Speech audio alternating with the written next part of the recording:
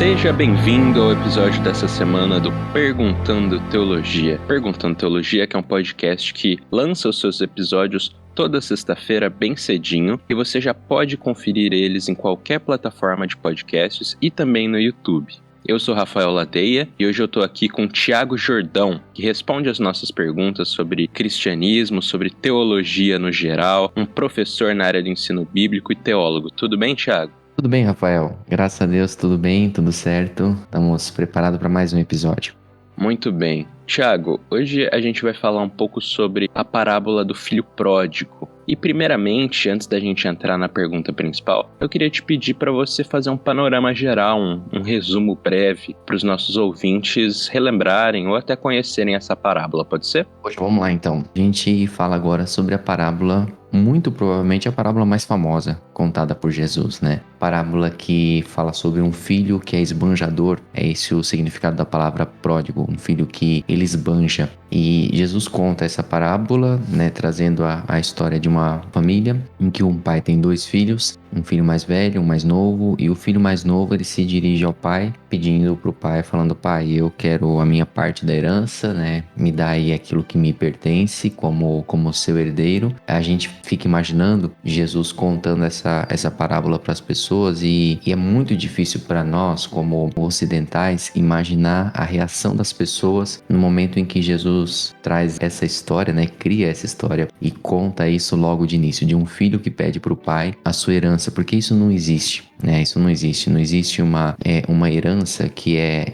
entregue aos filhos durante a vida do pai. A herança é entregue após a morte do pai. Então, esse filho mais novo, ele literalmente está dizendo para o pai: olha, eu tô aguardando ansiosamente a sua morte para poder desfrutar dos seus bens, mas você não morre. Então me ajuda, já que você não morre, me dá em vida mesmo, né, a herança. É inimaginável a ousadia desse filho dentro do contexto, pra gente já seria, né, mas ainda mais dentro do contexto oriental nos tempos de Jesus, que é um contexto em que o pai é tremendamente respeitado, tremendamente honrado. Mais surpreendente que isso é só o fato de que o pai atende, que o pai vai lá e o pai divide a herança, e o pai dá pro filho a parte que lhe cabe, ou que lhe caberia como um herdeiro, né? O filho mais velho vai continuar com ele, trabalhando junto com ele, né? O filho tem a dedicação aos negócios da família, e o filho mais novo, o texto fala que ele pegou o dinheiro dele e caiu fora, né? Foi viver a sua vida, foi aproveitar a sua vida. Esses detalhes, a gente precisa entender a intensidade deles. No Oriente, um filho mais novo não sai. Isso pra gente aqui é a coisa mais comum, né? Mas no contexto oriental, nos tempos de Jesus, um filho não sai para outra terra. O filho, ele vai viver na mesma terra do pai, mas esse filho abandona a família. Então esse filho abandona, vai para uma terra distante e ele passa a desperdiçar os seus bens, porque ele passa a viver de modo irresponsável, como já vivia desde que ele pediu isso pro pai, né? O que acontece a partir daí é que Jesus fala que naquela terra onde ele estava vivendo, acontece uma fome muito grande e claro, né, devido à irresponsabilidade, ele não administra o que ele recebeu do pai, ele não investe, ele não trabalha, e aquele rapaz se vê agora em uma situação de que ele tem que lutar para poder sobreviver. E o texto fala que a única coisa que ele consegue é um emprego, então ele vai trabalhar, mas ele vai trabalhar como cuidador de porcos. E de novo, isso aqui é importantíssimo pra gente, porque pro judeu, nada mais repugnante do que um porco. E o texto ainda diz que a fome que aquele rapaz sentia fazia com que ele desejava se encher com as bolotas, né? Uma espécie de uma ração natural que aqueles porcos recebiam, né? Mas não lhe permitiam. Nesse momento, a audiência de Jesus está vibrando, porque parece o final perfeito para a parábola. Um jovem que se rebelou contra o seu pai, um jovem que teve a ousadia, o desamor que esse rapaz teve, e agora ele se dá mal, mas se dá muito mal. Mas a história continua, e o texto fala que aquele jovem cai em si. Cai em si a ideia de que ele vê a sua situação e agora ele percebe a que ponto ele chegou. E ele percebe que mesmo os trabalhadores do pai dele têm uma situação muito mais favorável do que a dele. E aquele jovem passa então a considerar um retorno para casa. Ele ensaia um discurso, né? E ele fala: olha, eu vou voltar para o meu pai e eu vou reconhecer, né? Fala: pai, eu pequei contra os céus, pequei contra ti, já não sou mais digno de ser chamado como teu filho, mas por favor me trata como um dos teus empregados. Mas aí a passagem ganha um toque de Jesus. Aí a graça, ela é derramada na parábola, porque quando ele está a caminho, né, ensaiando ali o seu discurso, Jesus fala que o pai o vê ao longe e o pai sai correndo na direção do filho e o abraça, né? É muito interessante quando você observa o discurso que ele está ensaiando, as coisas que ele pensa em falar, ele nem consegue dizer tudo pro pai, porque o pai interrompe ele, aquele abraço interrompe. E Jesus coloca aqui um pai tremendamente gracioso, tremendamente gracioso. Ele abraça o filho nas suas vestes, né, de podridão, nas suas vestes de alguém que é cuidador de porco, no mau cheiro. E ele começa a dar ordens para os servos da casa, para que os servos tragam o anel, tragam uma sandália nova, tragam uma roupa nova, né? E o filho não tem nem tempo de terminar o seu pedido ali. Ele não vai ser atendido pelo pai. E a última ordem do pai é para que o novilho gordo seja preparado, né? Essa afirmação do novilho gordo é de fato um novilho que as famílias têm, que ele é guardado para melhor ocasião. Porque vai ter festa, né? Vai ser celebrada a volta do filho, celebrado o retorno daquele filho para dentro de casa. Então o novilho gordo vai ser sacrificado e aí a festa começa, né? E Jesus continua sua parábola contando que o filho mais velho ele estava no campo e quando ele está regressando para casa ele vê que está tendo uma festa ali, mas ele não entra. O filho mais velho ele se enche de ira e novamente o pai sai. Novamente o pai tem essa atitude de sair e o pai agora vai atrás do filho mais velho. Vai atrás do filho mais velho e o filho mais velho fala: pai, eu tenho trabalhado durante todos esses anos como escravo, tenho obedecido as tuas ordens, todas elas, e você nunca me deu nenhum cabrito para celebrar com os meus amigos, né? Mas agora vem o teu filho que tinha saído de casa, que desperdiçou os teus bens com as prostitutas, e é interessante que em nenhum momento a história de Jesus fala isso, né? Ou seja, é uma suposição do filho mais velho, e quando esse filho chega, você mata um novilho gordo para ele, e o pai responde, fala: meu filho, você tá sempre comigo, você não entendeu, né, o lugar que você tem nessa casa, tudo que eu tenho é teu, tudo que eu tenho te pertence, mas o teu irmão estava perdido, estava morto, voltou à vida, foi recuperado, então nós temos que celebrar. Beleza, Thiago, depois desse seu resumo, qual é o ensinamento principal que a gente pode tirar da parábola?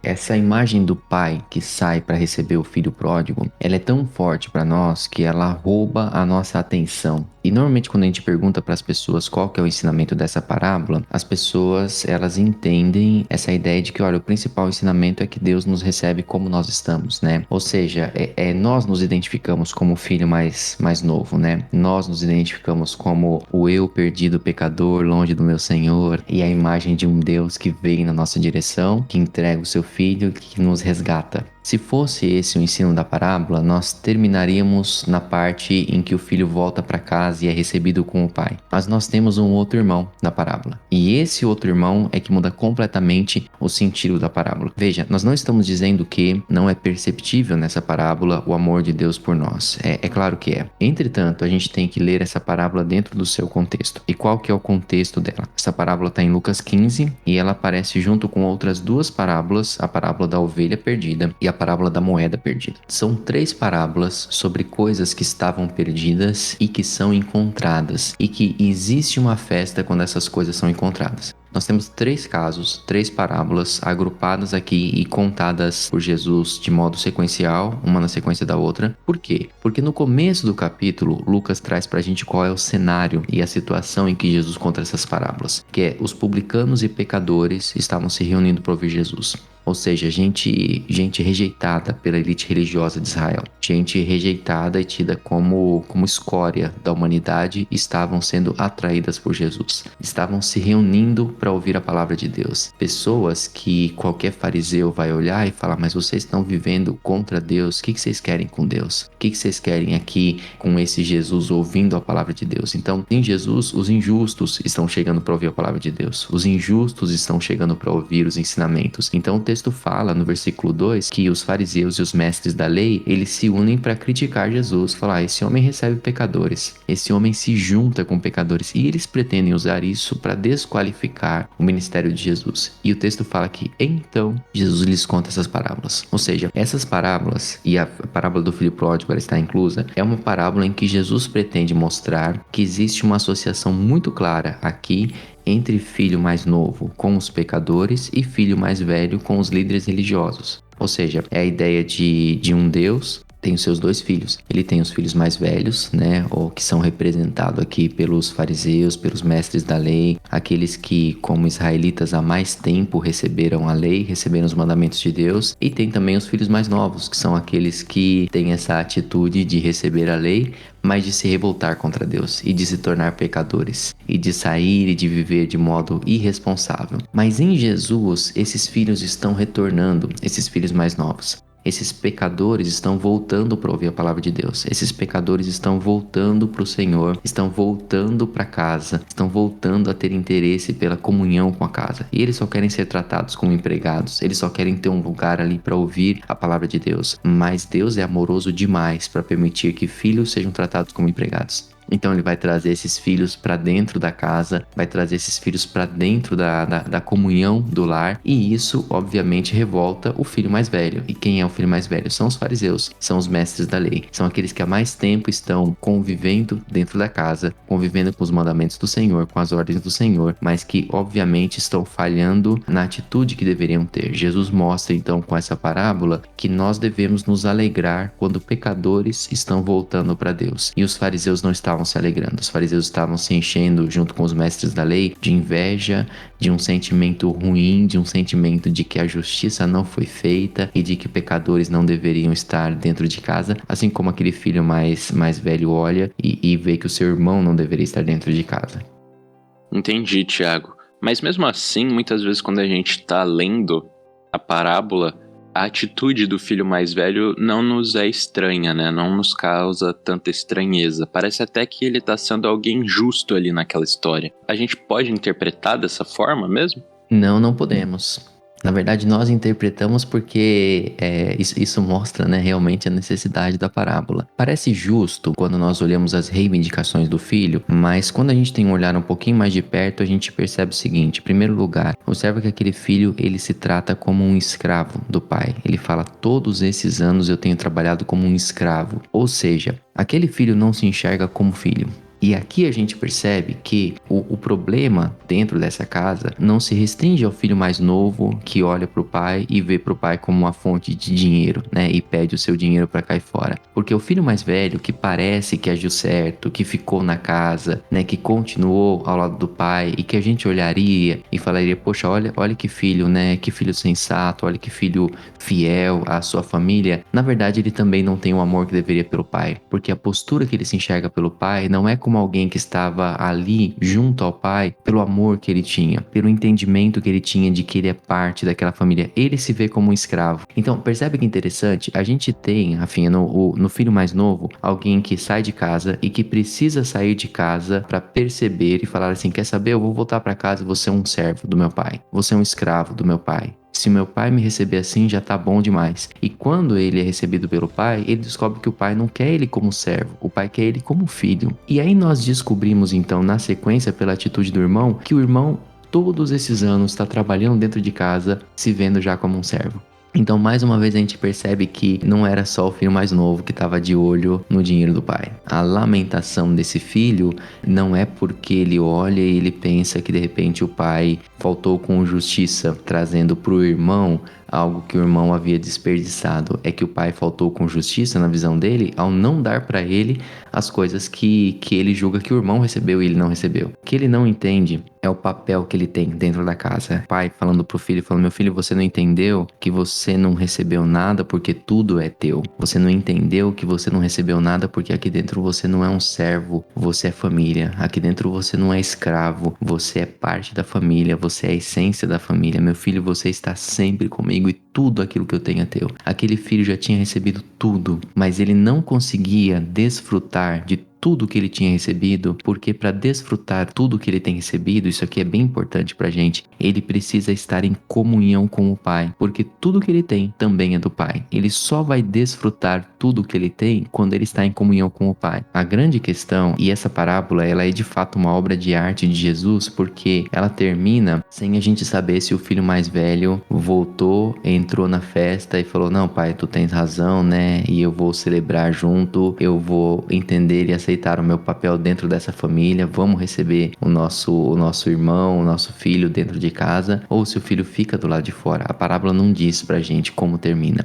porque justamente ela quer provocar no coração dos fariseus, dos mestres da lei e do nosso coração também essa reação. Quem somos nós? Nós somos o filho que celebra quando pecadores que vivem longe do Senhor vem para Deus, ou nós estamos aqui falando, poxa Deus, mas eu tô esse tempo todo aqui na igreja, tô todo domingo de manhã, todo domingo à noite, né? Todo sábado, em vez de estar na balada, eu tô aqui na igreja, na reunião dos jovens. Ou seja, quando nós pensamos como o filho mais velho, a gente mostra que na verdade a nossa disposição nunca foi de comunhão com o Pai, nunca foi de desfrutar aquilo que o Pai deu pra gente, mas sempre foi de alguém que tá ali fazendo por merecer. E o relacionamento com Deus não se dá na base daquilo que nós merecemos, mas se dá na base da graça desse Deus que esbanja, desse Deus que, entre aspas, desperdiça o seu amor com pecadores perdidos. Muito bem, Thiago. Obrigado por mais uma pergunta respondida. Obrigado por esse panorama riquíssimo sobre a parábola do filho pródigo. E eu queria também convidar os ouvintes a estarem compartilhando esse episódio, conferindo os nossos episódios anteriores também. E também a gente espera vocês nas nossas redes sociais para mandarem as perguntas e para participarem também das enquetes que estão rolando toda semana. E a gente também espera que vocês estejam conosco no nosso próximo episódio, na próxima sexta-feira. Obrigado!